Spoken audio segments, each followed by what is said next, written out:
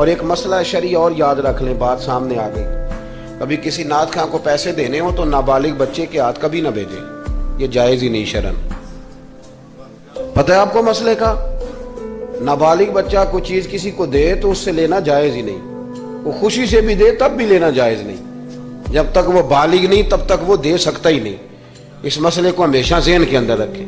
سمجھ آ رہی ہے میری بات کی؟ نہیں کوئی نہیں، آپ نے سمجھا نہیں بات کو، سمجھتے تو ہاں نہ کرتے۔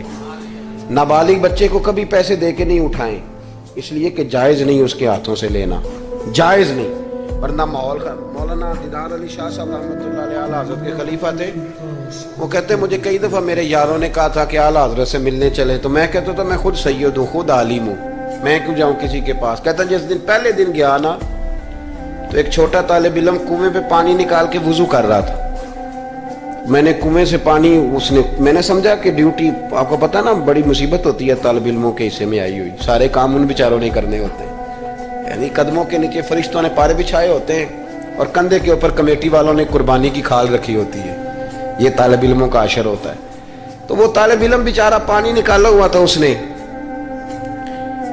سید صاحب کہتے ہیں میں وضو کرنے لگا نا، تو طالب علم کہنے لگا بابا جی پوچھ تو لو، پانی تو میرا ہے۔ میں نے سمجھا کہ شاید خدمت پہ مامور ہے، نمازیوں کو وضو کر، اس نے کہا پانی تو میرا ہے۔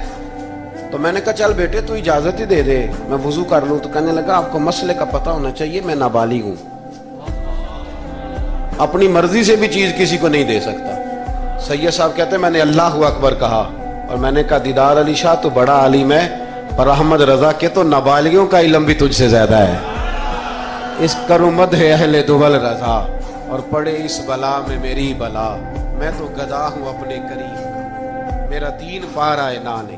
آمدام برسر مطلب رسول پاک کی محبت یہ انسان کو سجاتی ہے، سنوارتی ہے، تکبر دور کرتی ہے، عاجزی پیدا کرتی ہے، یہ روح کا وضو کراتی ہے۔ جب حضور کی محبت میں لوگ روتے ہیں تو پھر انسان کا دل صاف ہو جاتا ہے۔ نبی پاک کی محبت انسان کو آداب کا پابند کرتی ہے، وہ نعت کے ساتھ وابستہ ہو جاتا ہے، مسجد کی صفائی کرنا اس کے لیے آسان ہو جاتا ہے۔